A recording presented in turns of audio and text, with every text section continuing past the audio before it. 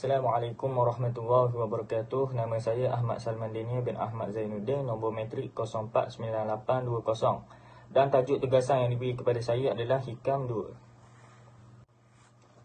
Jadi kita terus kepada slide yang pertama, iaitu slide pendahuluan. Yang mana dikatakan di sini, bila mana hati kuat terhadap sesuatu perkara, apabila hati ini cenderung kepada sesuatu perkara, ianya akan memaksa anggota zahir kita. Yang ini akan memaksa tangan kita ke, kaki kita ke, mata kita ke untuk melakukan suatu perkara. Maknanya kata contoh, kalau kita mencintai seseorang, dalam hati kita ni kuat, suka kepada dia, maka kita akan berusaha dengan kaki kita pergi beli bunga, contoh. Tangan kita nak bagi hadiah kepada dia. Ianya juga dikenali sebagai zuhur al-asar, iaitu terzahirnya kesan kepada anggota zahir. Maknanya kata, bila hati ni cenderung pada suatu perkara tu, ia akan beri kesan kepada anggota badan kita untuk bertindak. Jadi kesan ini disebut sebagai al-tajrid. Jadi slide yang seterusnya, apa itu al-tajrid? Al-tajrid ini daripada sudut bahasanya hilang, ataupun buang, ataupun meninggalkan. Contoh hilang, menghilangkan daki ke, buang apa? Buang baju, meninggalkan suatu benda lah. Jadi menurut ahli sufi itu ada 3. Al-tajrid ini terbahagi kepada 3. Yang pertamanya tajrid zahir, yang kedua tajrid batin, yang ketiganya tajrid zahir wal batin. Jadi kita pergi kepada yang lagi mendalam pada slide yang seterusnya, iaitu huraian pembahagian tajrid. Jadi tajrid zahir ini kita boleh terjemahkan dia sebagai meninggalkan sebab musabab duniawi. Sebab musabab duniawi ni seperti bila kita makan, kenyang. Apabila kita tidur, tak ngantuk. Apabila kita buat kerja banyak, penat. Dan meninggalkan perkara kebiasaan yang dilakukan oleh jasmani kita. Seperti contoh-contoh tadi lah. Jadi yang keduanya tajrid batin, meninggalkan halangan-halangan dan pergantungan nafsu dan halangan khayalan sangkaan kita. Jadinya tajrid batin ini adalah meninggalkan halangan nafsu. Kerana apa? Kerana kita ini nak menuju kepada Allah Subhanahu Wa Taala. Bila kita nak menuju kepada Allah Subhanahu Wa Taala ini, akan ada halangan nafsu je. Akan ada halangan-halangan yang mana tak beri kita dekat kepada Allah Taala. Contoh, kita nak belajar, akan jadi adanya halangan-halangan seperti malah. Macam-macam lah. Halangan seperti malah. Lepas tu ataupun khayalan, ataupun sangkaan. Contoh, bila kita nak belajar, nak pergi kelas, Kek pergi kan ustaz tak mari, kek pergi kan, gitu. Jadi macam berfikiran negatif terhadap benda-benda yang akan mendekatkan diri kita kepada Allah Subhanahu Wa Taala. Jadi yang ketiganya tajrid zahir dan batin, yakni meninggalkan segala perhalang-perhalang zahir dan batin. Yakni makna kata nombor 1 dan nombor 2 tu dia tinggal belaka. Jadi tajrid zahir wal batin. Dan kita pergi kepada slide yang seterusnya, iaitu maksud tajrid yang sempurna. Tajrid yang sempurna ini iaitu apabila seorang dapat meninggalkan semua sebab musabab dan meninggalkan juga segala perbuatan yang biasa dilakukan oleh perbuatan zahir. Seperti tadi lah, apabila dia lapar, dia makan. Apabila dia ngantuk, dia tidur. Apabila dia malah nak banyak, rajin nak sikit. Malah nak banyak sama, rajin nak sikit. Berapa benda, suruh buat benda-benda, malah. Rajin, sikit je rajin. Jadi dia ni kena buang segala sebab musabab yang dilihat mengganggu hubungan dia ni, yang mengganggu perjalanan hati kita ini kepada Allah Subhanahu Wa Taala. Jadi tajrid batin pula ialah hati, iaitu mengasingkan atau mengikis daripada segala sifat tercela dan hiasi dengan sifat terpuji. Mana kata sifat-sifat yang tercela tu, sifat sombong, riak, takabur, semua tu, dia buang raka dan dia hiasi dengan sifat-sifat terpuji, yakni tawadu, macam-macam lah. Jadi siapa sahaja yang boleh bebaskan zahirnya atau yang mendakwa zahirnya terbebas dari sebab musabab. Apabila seorang tu kata dia ni zahir dia ni bebas dari segala sebab musabab, tapi hatinya tidak begitu. Hati dia ni ada sifat berharap kepada orang. Batinnya ni ada rasa sangat bergantung kepada makhluk. bergantung pada makan minum. Makna kata dia kot luar tu nampak molek dah. Tapi ikut dalam hati dia ni terlalu bergantung kepada makhluk, bergantung kepada pertolongan orang, maka dia ini adalah seorang pendusta. Jadi sesiapa yang mentajrikkan zahir dan batinnya, inilah orang yang hebat. Siapa yang berjaya mentajrikkan zahir dan batinnya, inilah orang yang hebat, yang berada di peringkat as-siddiq, yang diibaratkan seperti emas. Itu orang yang berada, yang boleh tajrik hati zahir dan batin ni adalah orang yang diibaratkan sebagai emas, seperti emas lah.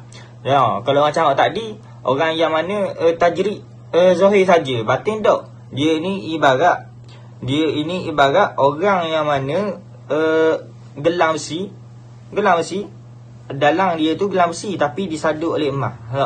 Kod luar comel, tapi kod dalam tu uduh. Begitu. Dan ada juga orang yang mana dia ni yang mentajrikkan hati dia tajrik, tapi zahirnya tak tajrik. Jadi orang ni baguslah, sebab dalam dia molek, dia tak ada deki apa semua dia, tapi dia hidup ni macam orang biasa je, makan macam orang biasa, makan banyak, tidur banyak. Malah ngerajing tu sama banyak pergi je. Dia ni macam orang biasa kot, tapi hati dia bersih daripada sifat mazmumah. Ada tu. Jadi orang-orang gini ni ada, tapi payah lah. Tapi kalau Allah nak beri, tak ada masalah. Jadi kita pergi kepada slide yang seterusnya, iaitu kata-kata Syekh Abu Hasan Al-Shazili. Abu Hasan Al-Shazili berkata, adab-adab yang perlu ada kepada al-fakir. Al-fakir ni bukan fakir miskin. Al-fakir ni iaitu orang yang rasa bergantung harap pada Allah Ta'ala. Maknanya kata dia serah sesuatu ni pada Allah Ta'ala. Dia ni orang yang takwa lah, bertakwa molek. Sebab dia ni orang yang betul-betul bergantung harap kepada Allah Subhanahu Wa Ta'ala. Jadi orang yang fakir ni berada di peringkat at-tajrid ni perlu ada 4 perkara. Jadi 4 perkara adab yang perlu ada kepada al-fakir yang berada pada peringkat at-tajrid. Yang pertamanya, menghormati guru dan tokoh ulama. Yang kedua, merasa kasihan kepada orang kecil, budak-budak dan orang awam. Yang ketiganya, ada sifat insaf terhadap diri sendiri. Maknanya dok rasa dia ni hebat lah. Dia biasa orang tawaduk. Jadi yang keempatnya, tidak membela nafsu sendiri. Jadi itulah yang dikatakan oleh Syekh Abu Hasan. Jadi ada pula 4 adab al-fakir yang mutasabbi. Ingat al-fakir ni adalah orang yang mana bergantung harap pada Allah Subhanahu Wa Ta'ala. Mutasabbi ni adalah orang yang perlu kepada sebab musabab. Jadi ada pula 4 adab untuk dia. Jadi yang pertamanya adalah berbaik-baik kepada orang-orang yang baik. Mana kata dia ni ikut sama orang baik-baik. Sebab mungkin one day dia akan terpengaruh dengan orang-orang yang baik-baik. Jadi mungkin satu hari boleh jadi tajrid. Tak muntasabik pun dia boleh jadi tajrid. Jadi yang keduanya adalah menjauhkan diri daripada orang-orang yang fasik. Dia kena jauh ni lah, sebab dia ni mungkin orang yang mudah terpengaruh ke apa ke. Tak. Jadi kayak ikan orang sokok pitih, mu tak ada pitih ni, mu tak boleh makan. Jadi masalah pula. Jadi sebab tu dia kena menyantuni orang-orang yang baik. Jadi yang ketiganya, berusaha mengadakan solat yang wajib dalam keadaan berjemaah. Jadi dia ni perlu solat berjemaah lah. Jadi yang keempatnya, membantu golongan fakir dan miskin sekadar yang termampunya. Jadi kita pergi slide yang seterusnya, orang yang mengambil sebab dan musabab. Ini orang mutasabik lah. Orang mutasabik ni yakni orang yang berada di alam sebab musabab. Dia perlu kepada sebab musabab. Yakni dia ni dok fakir. Dok makna kata dok bukan dia ni dok beriman. Bukan. Dia ni makna kata dok setiap masa bergantung pada Allah Ta'ala lah. Begitu lebih kurang. Jadinya seseorang yang mengambil sebab dan musabab ini perlu meletakkan diri mereka dalam keadaan begitu. Makna katanya saat ni, orang yang bergantung kepada sebab musabab ini perlulah dia duduk dalam keadaan begitu. Sebab apa? Kalau dia duduk dalam keadaan begitu, dia mungkin nak duduk rumah je, nak duduk senyap, boleh ingat. Tak? Makna kata dia ni mengarahkan kepada orang panggil Allah bagilah. Makna kata dok ngapa pun boleh ingat. Ingat lalu. Macam Imam Syafi'i, tengok sebelah, ingat lalu.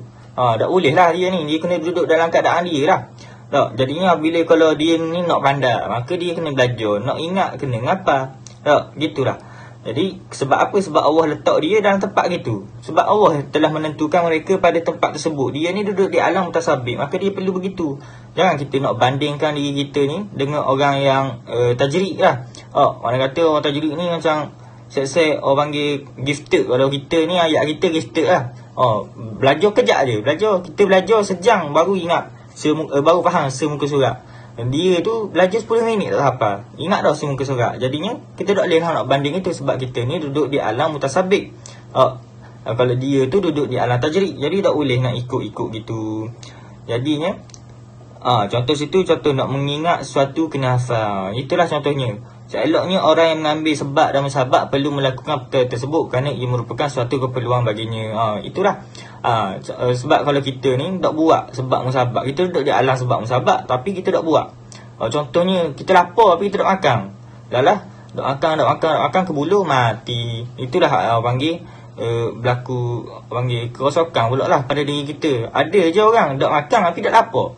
Tak makan, tak lapar, tak mudarat pada dia. Dia ni orang-orang yang hebat lah orang kata. Dia ni duduk padahal duduk zikir je, zikir kenyang. Sebab tu disebut makanan kita pada akhir zaman itu adalah zikir dengan mengingati Allah. Dia makan gitu je. Makan orang kata dia zikir tu boleh rasa kenyang. Kalau kita zikir kau lapar. Jadi tak kena lah kita tu sebab kita duduk alam musabak. Sebab musabak. Jadi kesimpulannya mutajarrid dan mutasabbiq, keduanya ini menghasilkan kebenaran dalam hati terhadap Allah Subhanahu Wa Taala. Orang kata mutajarrid ke mutasabbiq ke tak ada masalah. Tapi mutajarrid ni memang yang terbaik lah. Jadi poin yang kedua, Allah boleh menghilangkan sebab musabak dan terus bagi kesan tanpa sebab ada musabak. Hukumnya harus bagi Allah. Ini menunjukkan Allah Maha berkuasa. Jadi sifat kita tahu sifat Allah Subhanahu Wa Taala ni sifat harus dia mengadakan yang tiada dan mentiadakan yang ada. Maknanya kata Allah Ta'ala boleh buat lah, kenapa dia nak buat? Kun fayakun. Jadi tak ada benda yang mustahil bagi Allah Subhanahu Wa Ta'ala. Jadi itu saja daripada saya. Wallahu ta'ala alam. Assalamualaikum warahmatullahi wabarakatuh.